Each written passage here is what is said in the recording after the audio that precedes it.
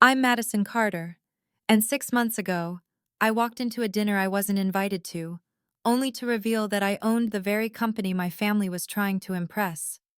The same family that once told me to wait in the car because I was too risky to be part of the conversation. They called me reckless, selfish, a disappointment. But what they didn't know was that I'd been building something powerful in silence. If you've ever been underestimated by the people closest to you, if you've ever turned rejection into resolve, this story is for you. Let me know in the comments where you're watching from. And don't forget to hit that subscribe button, because sometimes the best revenge is building the future they never believed you could. The leather seats of my father's Mercedes felt colder than usual that night. Outside the windshield, Seattle's downtown shimmered in soft gold under the city lights. Just across the street stood Elowen at the Summit, the most exclusive restaurant on the West Coast. Inside, a private dining room waited, reserved for the Carter family and a group of investors from Grantwell Holdings. A dinner meant to save a crumbling legacy. And I wasn't invited. 20 minutes earlier, I had walked toward the entrance in a tailored navy dress, heels clicking with quiet confidence. My mother gave me a look, a tight smile, and disapproving eyes, before turning away. But it was my father who sealed it. He gripped my arm, leaned close, and hissed just loud enough for only me to hear. "Wait in the car, Madison. We can't risk this. Not tonight. Risk." That was their word for me. Not daughter, not professional, not even family. Just a risk. I didn't say a word. I stepped back into the Mercedes, closed the door quietly, and watched them disappear through Elowen's etched glass doors. My phone buzzed in my lap. 3 text messages in rapid succession. All from Chloe, my younger sister. "Seriously, you had to make it about you. Grantwell is here, and Dad is doing damage control. You always do this. Maddie." Selfish as ever. I almost laughed. Selfish. That word had been following me like a shadow for years. The moment I chose to leave Carter and Sloan Capital, our family's legacy firm, I'd been labeled everything but loyal. To them, I'd abandoned my bloodline, rejected the formula, disgraced the brand. But they never asked why. Never wondered what I might be building instead. Another buzz. This time, not from Chloe. It was from Amira, my executive assistant. Grantwell acquisition docs prepped for signature. Board meets in 30. "Where are you?" I stared at the message for a long moment, then slowly looked up at Elowen again. Funny, isn't it? They thought I was the one ruining the evening, and yet, none of them knew that I own the company they're trying to impress. I reached for the mirror, adjusted the soft waves in my hair, and pressed my lips together until they stopped trembling. Not from fear, from anticipation.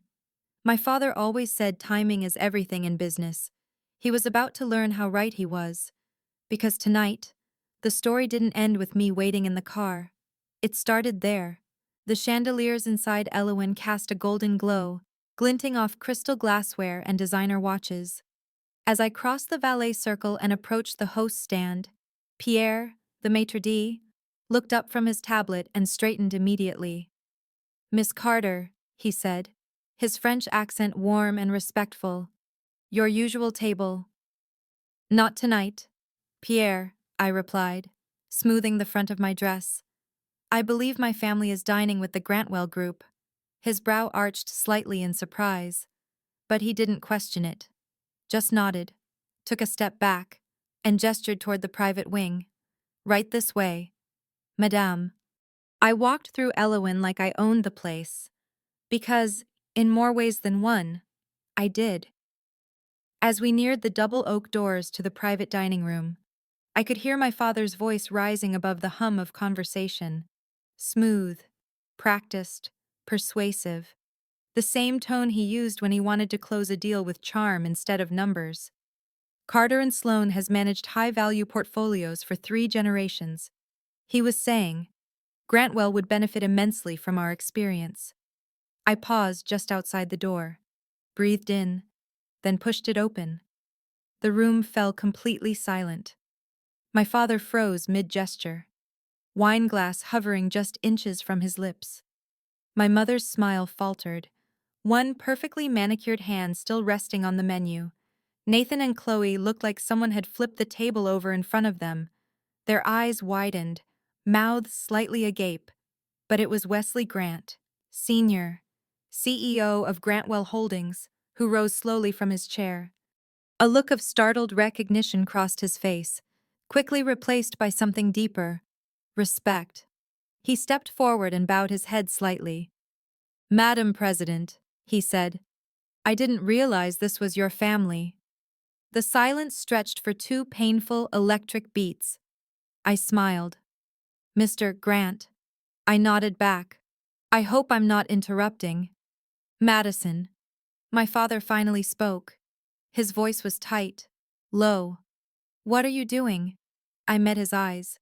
"Joining my family for dinner," I said calmly. "And, apparently, meeting with my CEO." Nathan choked slightly on his drink.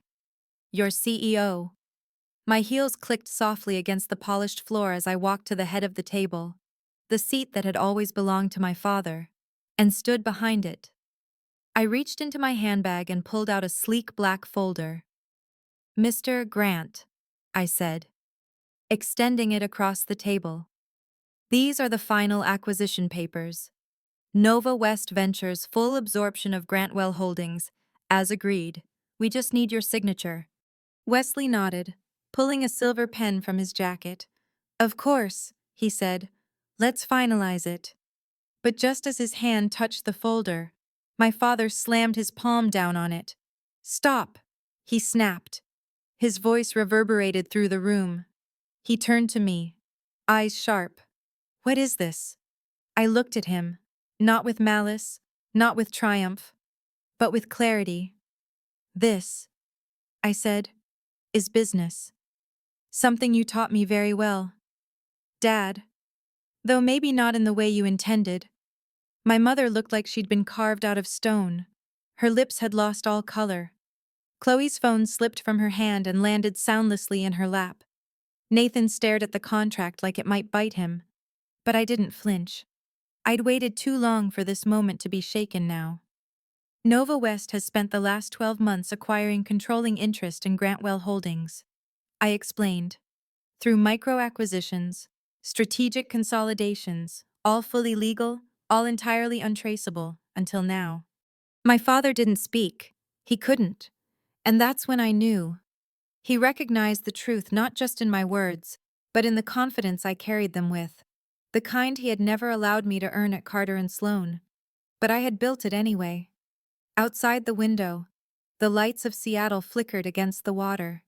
Inside this room, no one breathed. And for the first time in my life, I had the floor. They stared at me like I'd stepped out of a different lifetime. In a way, I had. Because the woman standing before them now, the one with controlling interest in Grantwell Holdings and the confidence to claim it, wasn't born overnight. She was shaped in silence, forged in rooms where her voice never quite made it to the table. Growing up in the Carter household meant numbers came before names. Dinner wasn't about connection. It was quarterly projections served with a side of market trends. While other kids watched cartoons, I sat through estate planning discussions and end-of-year dividend reports. My childhood lullabies were the hum of Bloomberg TV and the clink of ice in low-ball glasses. Nathan thrived in it. Chloe adored the structure. My father praised efficiency like it was a virtue, and my mother wore her pearls like a badge of perfected restraint. I, on the other hand, learned early that being different meant being dismissed. At 12, I created a basic app that could calculate compound interest across multiple scenarios. I showed it to my dad after dinner, beaming with pride. He looked at it for 3 seconds and said, "That's what spreadsheets are for, sweetheart," before going back to his scotch. At 16, I brought a printed proposal to the family meeting. Yes, we had family meetings, and suggested we look into tech-forward funds, maybe even explore early blockchain developments. My brother laughed so hard he choked on his espresso. My father didn't even read the cover page. Real value, he said, comes from tangible assets, not internet magic. It didn't matter that I'd done the research, or that I was already outperforming some of our junior analysts in mock simulations. The only metric they cared about was whether I could stay within the blueprint. And I never did. Because I saw the cracks before they did. I saw the market shifting, the rise of machine learning in finance, the decentralized future looming just beyond the edge of tradition. I didn't want to tear down Carter and Sloan. I wanted to evolve it. But evolution was a threat to legacy. So I left. I packed my ideas, my resilience, and the trust fund they hoped would keep me quiet. It was a fraction of what Nathan and Chloe received. Of course, a lesson in consequences. My father called it, but I didn't care. Because buried inside that reduced inheritance was something more valuable than they could see. Freedom. Freedom to think, to build, to become. I moved into a shoebox apartment near the university district, worked odd consulting gigs under a fake name, and began investing through holding companies no one traced back to me. While Carter and Sloan stayed married to bonds and blue-chip stocks, I poured capital into AI startups, predictive trading platforms, and emerging digital markets. I failed. A lot. Quietly. Privately. But I also learned. Adapted. And then, I started to win. Not loud enough to make headlines, just enough to make impact. Back in Elowin, the room hadn't moved. My father's hand still rested on the folder like he could stop time if he pressed hard enough. But that grip, the one he'd used to control every boardroom, every deal, every one of us, was slipping. Because the world he ruled from was fading. And the one I'd built, it had just walked through the door. They thought I disappeared. After I left Carter and Sloan, the family stopped talking about me in meetings. My name slipped quietly from quarterly reports and holiday newsletters. Even Chloe stopped texting. In their eyes, I had become the experiment that failed. The girl who walked away from a fortune, only to vanish into obscurity. But I hadn't vanished. I'd been building. In a co-working basement in Capitol Hill, surrounded by peeling paint and flickering fluorescent lights, Nova West Ventures was born. No branding, no names, just a filing, a digital signature, and a bank account seeded with what little remained from my trimmed-down trust. Nova West wasn't created to compete. It was created to outmaneuver. While Carter and Sloan clung to their legacy playbook, bonds, REITs, and cautious equities, I was writing a new one built on artificial intelligence, decentralized finance, and real-time trading logic. I devoured white papers at 3 a.m., partnered with disillusioned developers from Ivy League labs, and funded small AI startups no one else believed in. And I never put my name on anything. Everything flowed through a lattice of shell companies and proxy investments. I studied the blind spots in traditional finance, where emotions swayed decisions, where human analysts hesitated. That's where I planted my roots. My algorithms didn't blink. My systems didn't flinch. Within 24 months, Nova West had built a portfolio that quietly outperformed Carter and Sloan by threefold. But I never gloated. I never picked up the phone to tell them. I let the numbers speak. I let time speak. When Grantwell Holdings announced they were seeking new investors, Carter and Sloan saw it as a lifeline. The once stalwart firm had been leaking clients for years, its relevance fading with every quarter. This was their chance to align with a rising tech giant, to save themselves. What they didn't know was that Nova West had already been inside. For almost a year, I had orchestrated a quiet campaign acquiring microholdings through multiple shell firms. 1% here, 0.5% there. Nothing flashy, nothing loud. But every transaction moved the needle. Every signature brought me closer to control. By the time Carter and Sloan submitted their proposal, Nova West had already locked in a 51.4% stake, majority control, scattered across so many entities that even Grantwell's compliance department didn't see the pattern until I allowed them to. The final move was cosmetic. A signature. A face. Me. Tonight. When Wesley Grant stood and called me Madam President, he wasn't being polite.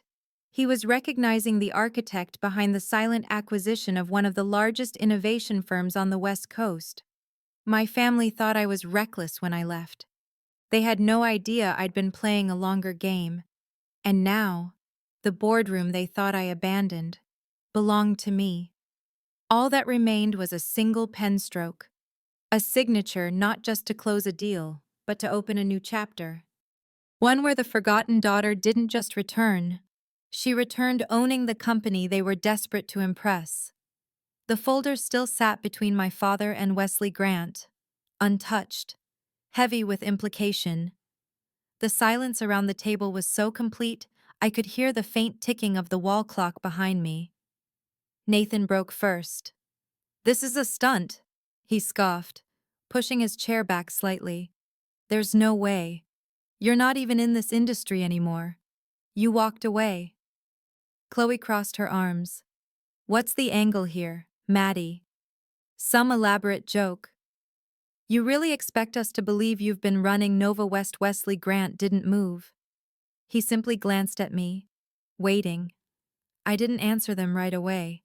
Instead, I looked directly at my father. "You said I didn't understand real business," I said softly. "You told me investing in internet companies was a phase I'd grow out of." Then I turned back to the others. "You all believed I was reckless, unstable. But while you were all busy trying to get a meeting with Grantwell, I was building it into the company you're now begging to align with." Wesley cleared his throat, lifting his champagne glass. "With all due respect, Madison is not only the controlling stakeholder, she's been instrumental in transforming our growth trajectory." Nathan shook his head in disbelief. "That's not possible." "It's not only possible," Wesley continued. "It's quantifiable. Since Nova West began acquiring shares and integrating AI systems, Grantwell's valuation has tripled. Tripled. In under a year." My mother opened her mouth, then closed it again. Her eyes darted to my father, who had gone pale. I leaned slightly forward, my voice low but even. "The meeting you're here for tonight, the pitch you rehearsed all week, it was never going to happen. The deal was already done. You just didn't know whose hand was behind it." Nathan's face twisted. "But why? Why hide it? Why not just come back and help the firm?" I tilted my head. "Would you have listened?" He didn't answer. Wesley slid the folder closer again. "Shall we sign?" My father didn't move.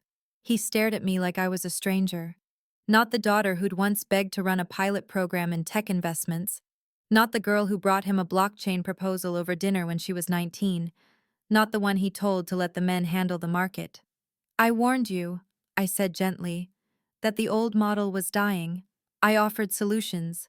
You called them distractions." Chloe looked visibly shaken now. "So this is what revenge?" I shook my head. "No. This is clarity. While you were all polishing Carter and Sloane's past, I was preparing for the future." I turned back to Wesley. "Mr.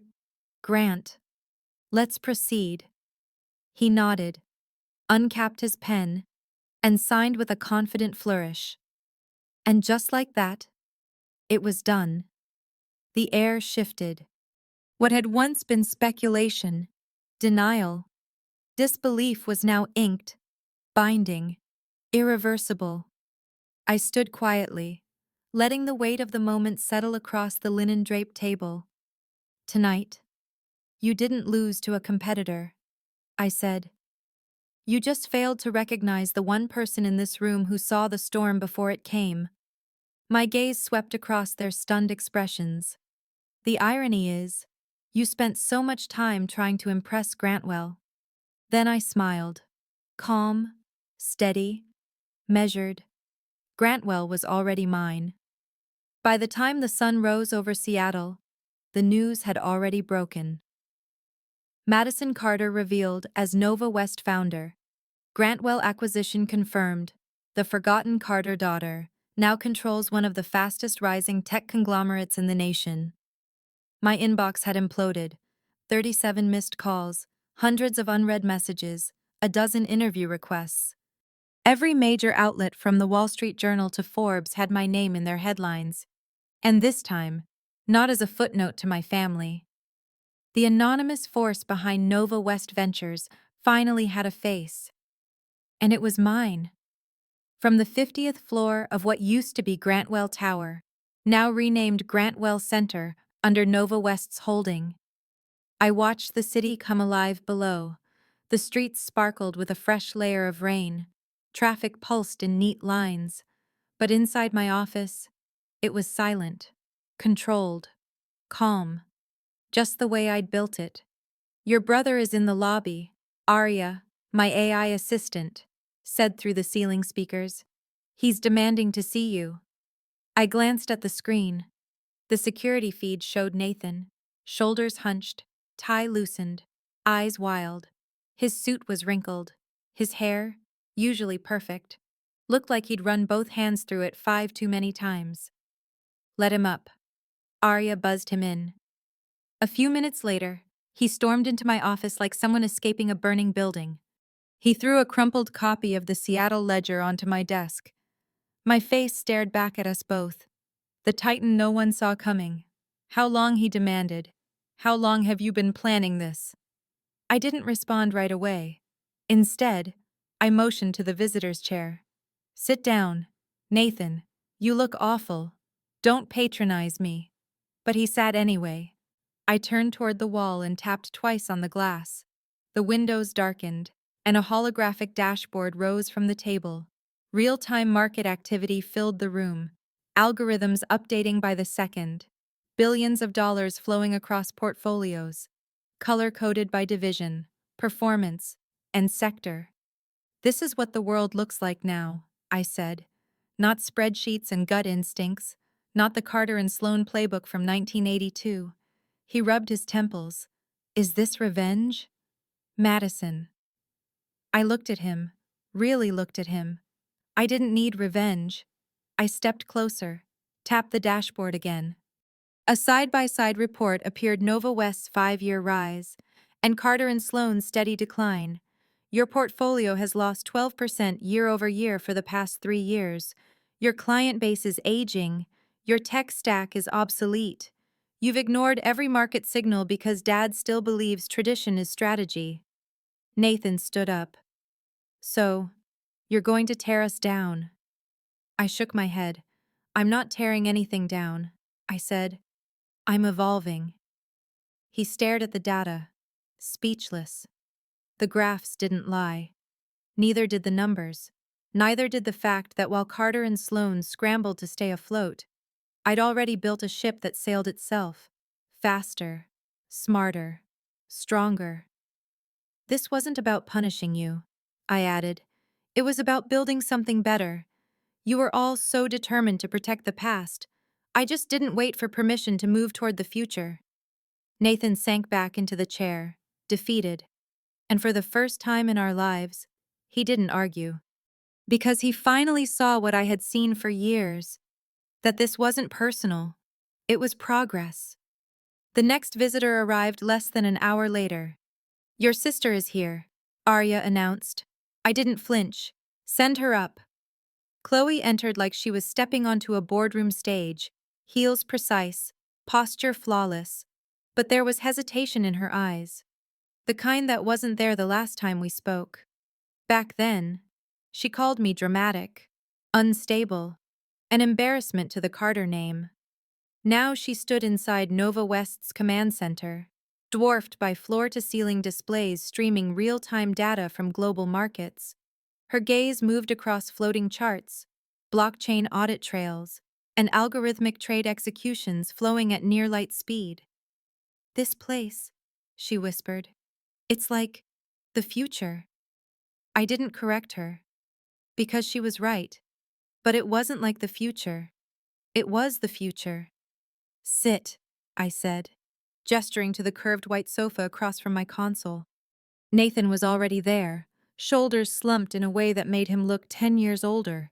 The Carter air, hollowed out by a truth he could no longer deny. Chloe lowered herself slowly beside him, still scanning the glowing displays overhead. I stepped forward and pulled up a central dashboard. Within seconds, a visual exploded onto the wall. Nova West's multi-channel investment map. A choreography of billions moving seamlessly between sectors, regions, currencies, and risk tiers. No human analyst could have processed it all. But my systems could. And they did. Every minute. This, I said quietly, is what I tried to build with you. Neither of them spoke. So I brought up another file. A personal one. A scanned PDF from over a decade ago. AI in Emerging Markets. A proposal by Madison Carter, age 16. It had water stains from where my coffee spilled the night I printed it, and my handwriting in the margins. Back then, I thought Dad would read it, maybe even consider it. Instead, he laughed. And Nathan. You called it my cute little science fair project. Nathan shifted uncomfortably. Chloe looked down at her hands. I wasn't asking to be in charge. I continued. I wasn't trying to take over the firm.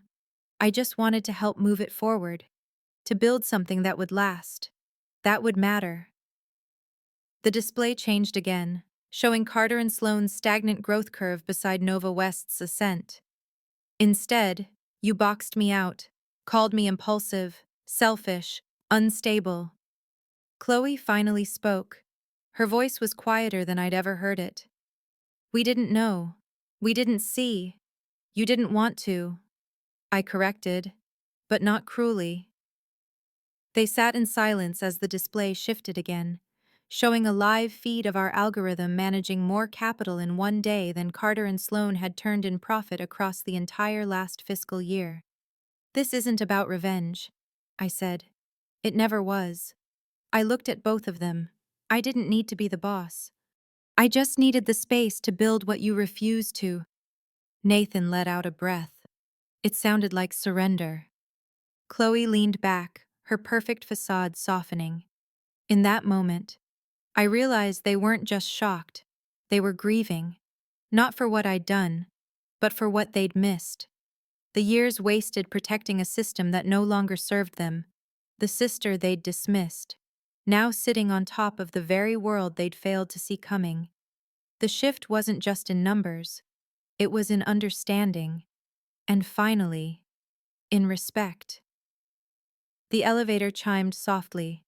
Arya's voice came through the speaker again, this time quieter, almost respectful. Your father is on his way up. Nathan straightened slightly. Chloe froze, fingers tightening around the edge of her skirt. No one said a word as the doors opened. Robert Carter stepped into the room, not as the patriarch of Carter and Sloane, not as the man who used to dominate boardrooms with a single raised brow, but as someone older, smaller. No entourage, no briefcase, just a simple black folder tucked under one arm and weariness written into every line on his face. His eyes swept the room slowly, the glass, the AI panels, the skyline blazing behind me, and then landed on me. Not with anger, but with something almost unrecognizable, something like humility. He didn't greet Chloe, didn't acknowledge Nathan. Instead, he walked to the center of the room and placed the folder on the table between us. I thought I'd destroyed these, he said, voice low, a little rough around the edges. But I didn't. I looked down. The folder was old, the corners frayed. Inside were printed pages, handwritten notes, color-coded diagrams, my old pitches, my early projections, slide decks from when I was 17, maybe 18, the very ideas he once refused to read. Chloe's mouth fell open. You. Kept them. He nodded. I didn't understand them. Not really. But something in me. I don't know. I couldn't throw them away. Nathan stood, pacing once behind the couch. So now what? Dad? You're here to make peace because the numbers don't lie. But Mr. Carter didn't flinch. He looked at me. Madison, he said, slowly. I was wrong. The room went still.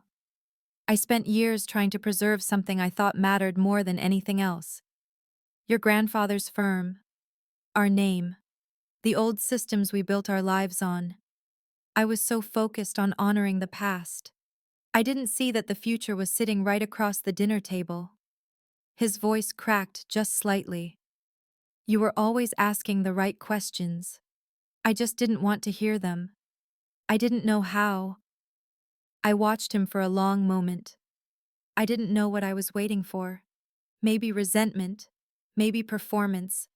But all I saw was a man who'd built an empire on control and was finally letting go. Chloe's expression softened. She whispered, Dad. But he held up a hand. I'm not here to negotiate. I'm not here to defend what I did. Then he looked back at me, this time with something closer to pride. I'm here because I believe Carter and Sloan needs you, not as an outsider, not as a cautionary tale, but as its future. Nathan stopped pacing. He stared at our father like he didn't recognize him. But I'm managing director, he said quietly. The succession plan. The succession plan was wrong, Dad said, without hesitation. I see that now. He turned again to me. If there's any chance this firm can survive the next decade, it'll be because of what you've built, not what I did. There was no applause, no tears, just the long, slow shifting of something that had taken decades to harden. The man who taught me that vulnerability was weakness was now standing in front of me, completely unguarded, and for the first time in my life, he was standing on my side. For a long moment, no one moved. The folder of old proposals remained open on the table, its pages like fossils of a version of me no one believed would survive. My father's confession still hung in the air, weighty and real. But it wasn't enough. Not yet. I stepped forward, standing tall beneath the shifting light of Nova West's command center, and spoke the words I'd carried for years. If we're going to move forward, I began.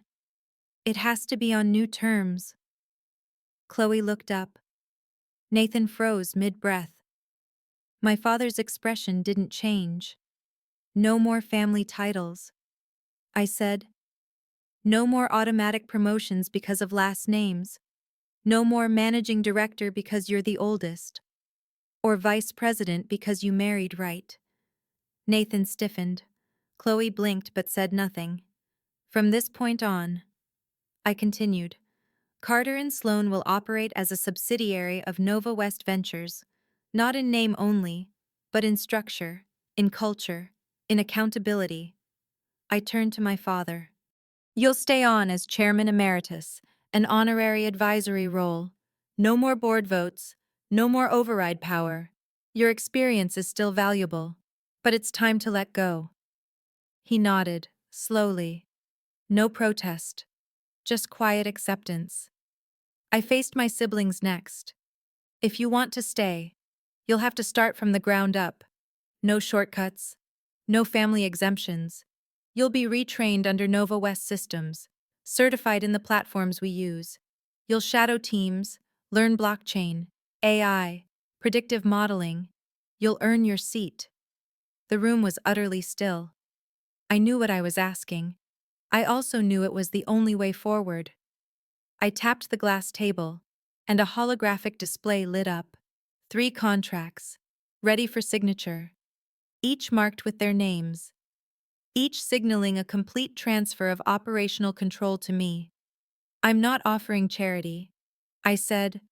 I'm offering transformation. But it only works if we do it together. No legacy weight, Just skill, growth, and merit. Nathan's jaw flexed. This isn't the world we were trained for, he murmured. I met his gaze. Then it's time to learn a new one. Chloe looked between us. Her carefully composed mask had faded completely now. And if we don't sign, she asked. You're free to walk, I replied. No hard feelings. But Carter and Sloane will continue, with or without the three of you. A silence fell. Not hostile, not cold, just final. Then slowly, one by one, they moved. My father was first. He walked to the display and pressed his finger to the screen. The contract lit up. Accepted. Nathan followed, more reluctant, his expression unreadable. But he signed. Chloe hesitated. Just a moment longer, then stepped forward and did the same. The screen dimmed. The deal was done. Not a hostile takeover, not a surrender, but the beginning of something new, not just for a company, but for a family finally ready to unlearn everything that once held them back. 6 months later, the name on the glass had changed. Carter Nova Group, a division of Nova West Ventures. It gleamed and brushed steel across the lobby entrance, no longer echoing the rigid legacy of Carter and Sloane, but signaling something reborn, something future-facing, something earned. Inside the 50th floor boardroom, the transformation was even more visible. Nathan stood confidently at the head of the conference table, not because it was his birthright, but because today was his turn to present. On the curved screen behind him was a fully integrated investment strategy powered by real-time AI modeling. The language was technical, the risk models precise, and for the first time in his life, Nathan spoke not as someone repeating what he'd been taught, but as someone who understood what he'd built. He finished with a quiet, "Feedback welcome," and stepped aside. There was a pause. Then Wesley Grant nodded with a half-smile. Clean, sharp, no filler. Nathan blinked, almost surprised by the praise, but then nodded, grateful. Across the room, Chloe tapped her tablet and stood. She pulled up a live demo of the firm's new blockchain-based client portal, walking us through real-time transparency features, trustless contract execution, and data security overlays. There was no nervous laughter, no vague jargon, just clean systems and clear delivery. Clients had started to return. Younger investors, tech-savvy founders, people who wouldn't have considered Carter and Sloane a year ago. But Carter Nova Group spoke their language now, because we'd rebuilt the language. And Chloe, the sister who once rolled her eyes at crypto nonsense, was now leading client strategy with fluency in protocols I had once been mocked for studying.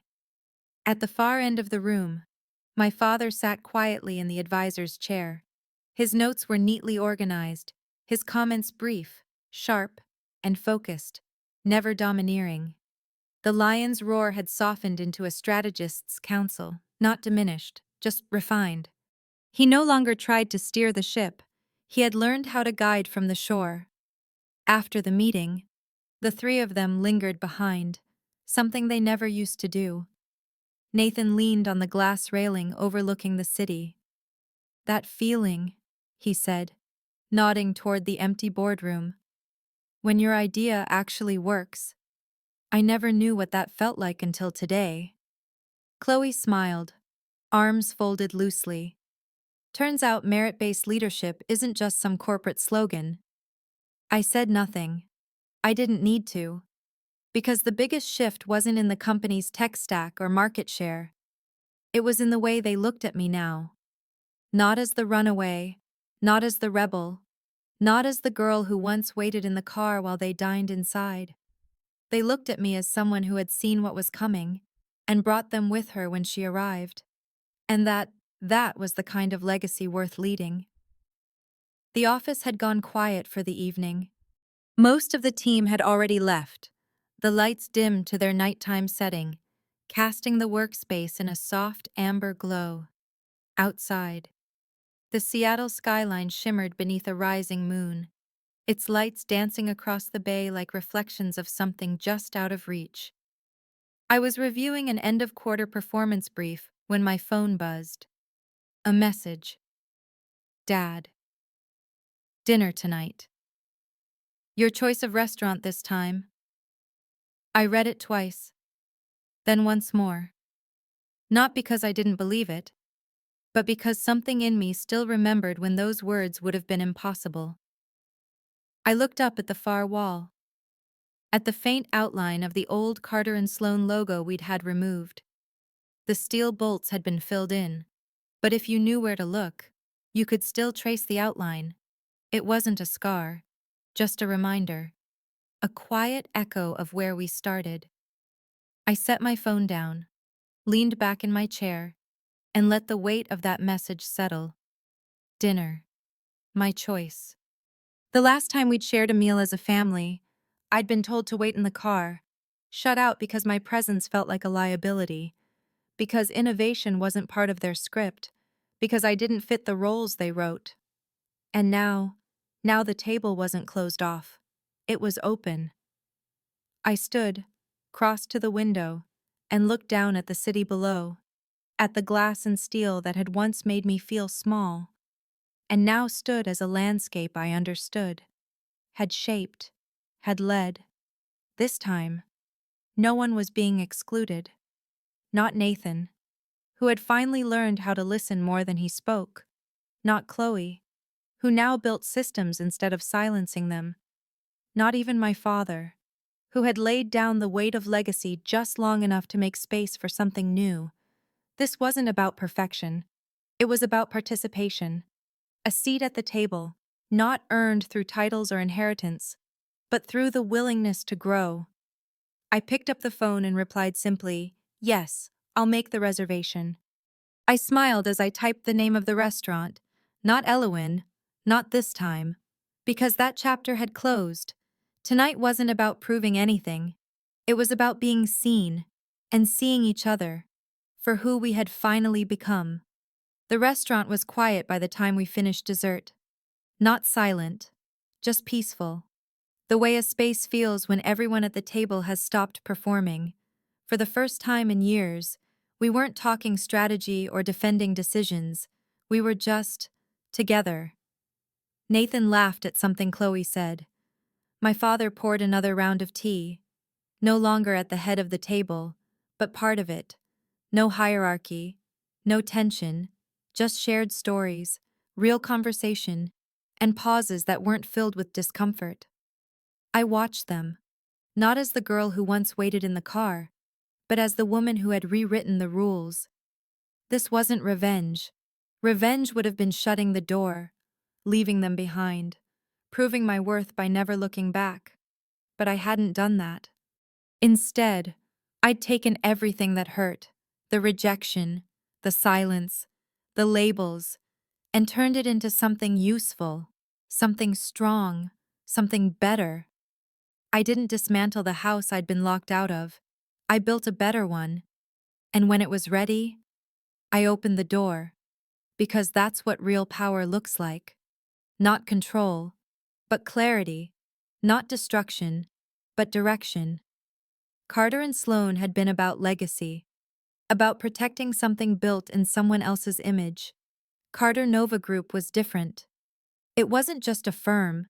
It was a new blueprint for how we'd move forward, together.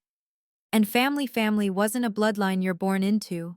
It was who showed up, who evolved, who stayed when things got uncomfortable and still chose to grow. That's what I'd built. Not just a company, but a place where we all became something more. And in doing so, I hadn't just changed the name, I had changed what it meant to belong. Sometimes the best revenge isn't loud. It isn't cruel. It isn't about proving them wrong with anger. It's about proving yourself right with purpose. I didn't destroy what hurt me. I transformed it. And in doing so, I redefined what legacy means, what leadership looks like, and what family can become when they finally choose to grow. If this story resonated with you, if you've ever been the one left outside, only to return stronger, leave a comment and share your story below. And don't forget to subscribe, because this isn't the end. It's just the beginning of everything they said you'd never do.